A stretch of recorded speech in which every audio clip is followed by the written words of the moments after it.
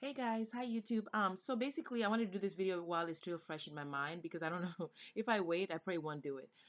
Basically this video is going to be about the things that you have to go through once you find out you're pregnant, like the appointments and the tests that you have to do. I feel like this video is useful because when I was pregnant, I really was kind of like in the dark. I tried to talk to my sister, for example, because she has my nieces and all that, but it's still, it wasn't fresh in her mind because it's been a while since she had the babies. Just talking to different people and see what they, had to deal with. And some people don't really remember much. So I try to Google, I try to, search to see what people are going, what do they have to deal with as far as appointments and testing and things like that. Like what was the whole process like? So I wanted to talk about it because I already had the baby on February 3rd. So the baby's here. So yay, a healthy baby. And I just want to talk about this because this video, you might be like, man, okay, I'm pregnant. Now what? Basically, this is what the title of this video is going to be. I'm pregnant. Now what? So let's get into it.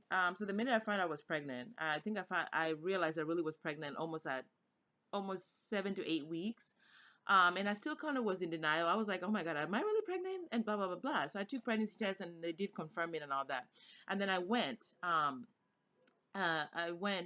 started taking my prenatal vitamins right away because I definitely knew that. A lot of people always tell you, yeah, start taking them. The next step really was to get the pregnancy confirmed at a hospital. So you have to do that. You have to make sure you go in at your 8 weeks and call them and go in and confirm that you are pregnant because this is the final. This is what's going to be in your chart. That you are officially, because pregnancy tests are 99%. So sometimes there's a percentage that they could be wrong. So they basically do a test again and check it. They also confirm, how many weeks you are using the little circle thing that basically gives you the date. But the one thing, the mystery is you can never really know when you became pregnant. It's really hard. Like that was kind of like the trick. I was like, I estimated when my last, I tried to estimate, but it was still not accurate.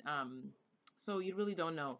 And then they basically get the due date from your the last menstrual cycle that you had, the first day of your last period, and then they move from there and give you an estimated due date. And then they'll do, ultrasounds and things like that, and then you can kind of have an idea of how many weeks you really are pregnant and when you might be due and blah blah blah blah. The next appointment that they set is really long. This is one thing I want to tell you guys. Like, get ready if you're coming with your partner. Like, have snacks, bring your music and things like that because it is long. It has questionnaires. It has, the basic like urine and blood pressure and all that. It also has meetings with, like, I think a social worker I had or somebody, some kind of a worker that is basically like helping you with stuff that they had me meet with. And they discussed everything, like your health history with your family, like how are you feeling about the baby and things like that. I also had, yeah, how are you feeling about, like, are you excited? And what is your plan? Do you want to adopt the baby? Are you going to have an abortion? Like they need to know all this stuff. You need to express to them how you're feeling. Like for me, I was anxious, I was like, I'm excited, but I'm also anxious because I don't know what to expect. So I basically told them that, and they said that's normal, for example.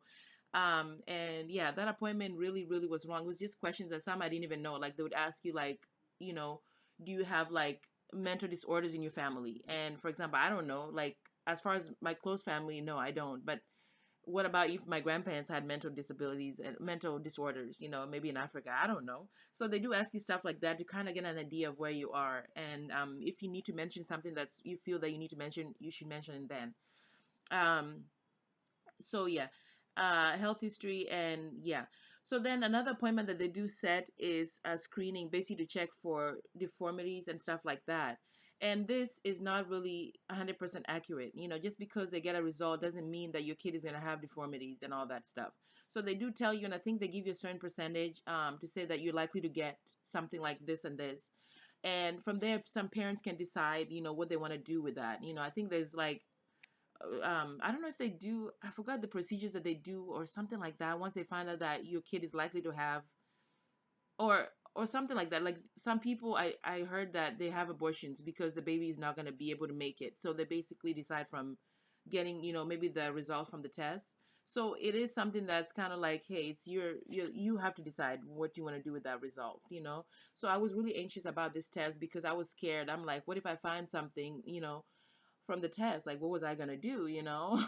So it was really, really hard, and I almost didn't do it. But at the same time, the test also has an ultrasound, so that was really cool because I get to see my baby move. And when I saw him, on the ultrasound, just I felt relaxed a little bit, and I just was so happy that I forgot about thinking about all these negative things that was happening. So it is a screening, but it's also an ultrasound, looking at the baby's head and all this stuff, the movements, to kind of have an idea, like, if everything looks normal. So once they told me that everything was normal, I felt relaxed. So this test is a little bit tricky because you could almost miss it. I mean, you could say no to it, but I did it because I was a first time parent and I really was nervous about everything. So I went ahead and did it. Um, okay. So from there, once they do all of this, like I think the first 3 months, they start scheduling appointments, your routine appointments, which are like basically monthly. And I believe I got my ultrasound at 18 weeks to tell me whether it was a boy or a girl. And these are also sometimes not accurate because I think at a certain point, like sometimes a baby might not want to be in a certain position to show you what they are, like if they're male or female. So sometimes, they could be wrong and you might end up buying clothes for a boy when you're really having a girl. So I was nervous about that too, but when I did see it, I mean, I saw the ultrasound, I was like, oh my God, that's definitely a boy because it was obvious, down there was, so that's when you do find out, like around 18 weeks for me. And every hospital is different, so I can't really say that that's the time you're gonna find out, but that's when I found out. So the monthly appointments are really cool because you don't have to go so often. I mean, back to back going to the hospital and having this anxiety, hoping things are well, was just driving me nuts. Through, when I was pregnant, I just was like, oh my gosh, another appointment. Even though it was monthly, it still felt like a lot, just back to back and that being in the hospital. Um, let's see. So yeah, when you go for the monthly appointments or any appointments, they always check your urine. They have some blood draws depending on what they need to check for that month or week. I don't know. It just felt like they drew my blood like twice or three times or twice at some point in one of these appointments. You're gonna check your weight. They're gonna check your blood pressure and do like something like a pap smear where they check your cervix, but I don't know. Or check your belly and things like that. So basically, it's a lot of checking, and you are gonna be naked at some point. You're gonna be laying there, So get comfortable with being naked because they give you that gown that you have to put on and get ready because everything down there is open. They gotta check things. So sometimes I was like, oh man, I gotta take my clothes off. It was just like, but it's for the baby, so hey, we go through it, we women, whatever needs to be done. So yeah, they check all that weekly, and your appointments might change depending on what they find out, because they might do a urine and find something in your urine, or they might find a blood, check your do blood test and find something. So this could throw off everything. It might not be normal anymore. So you have to keep that in mind. You don't have a perfect plan, like this is how it's going to go down when I'm pregnant, because you never know. Like for example, at the end my blood pressure was starting to act funny, and they almost, they were like, well, you need to keep an eye on that. And I just was really like, no, because I just felt like the numbers were not accurate. So I didn't really get too scared, but at the same time, it kind of almost made me panic a little bit. So you have to keep that in mind as you're pregnant, because you never know what your results can come out to be. All of a sudden, you might be like, things are normal, and then boom, something is in your blood, and it changes everything. And then you have complications.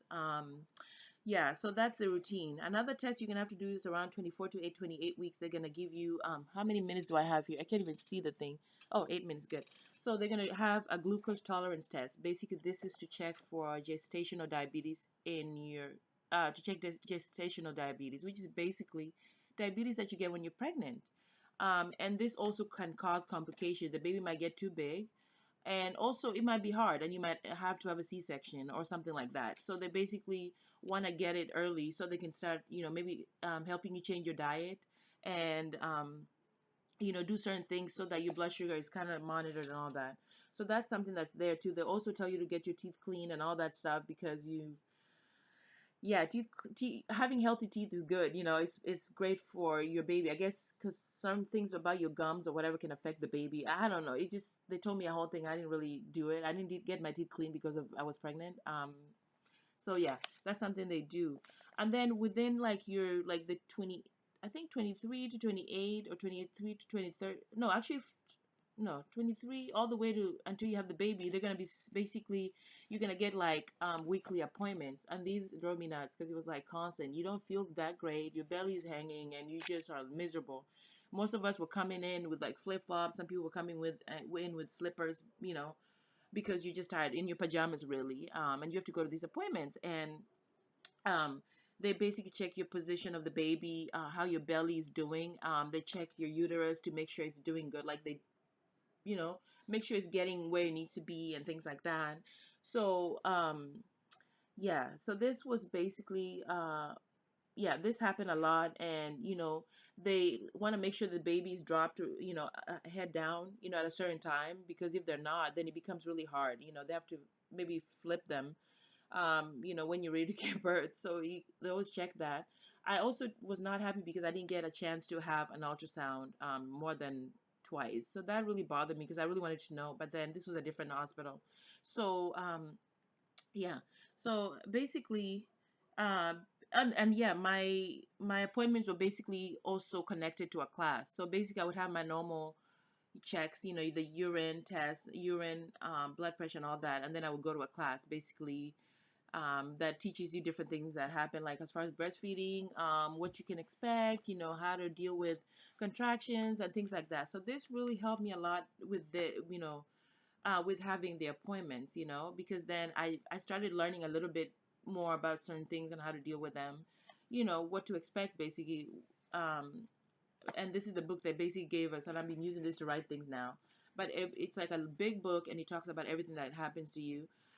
You also, during your appointments, will get help from different people, and they offer you like services. Like if you are low income like me, I need, they tell you like resources where you can go and things like that. Like I have help, with formula now, so I don't have to worry about that. So that's really great. So there's resources out there that they give you.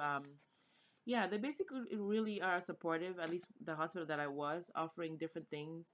The midwives were awesome, and I didn't see a doctor though as often. It was more midwives than anything. And if any complications came up, then they would refer you to see a doctor. So this was different. I didn't really have my own doctor, because I guess if your pregnancy is normal, that's what really happens. Like they don't have to, you don't need a doctor. You just need the basic checks. So I just want to say that once you find out you're pregnant, get ready for a long 9 months of appointments and emotional ups and down. And you just are. I was really anxious because I didn't know as a first time mom what to expect. And I kind of did this video because I imagined myself when I found I was pregnant, what was going through my mind, and not knowing anything about anything. So I would always just try to Google like, okay, I'm 18 weeks, like what's gonna happen now, So, that's why I wanted to do this video. So anyway, the baby's sleeping, and I'm sure he'll wake up if soon. So I'll see you guys in the next video. Bye.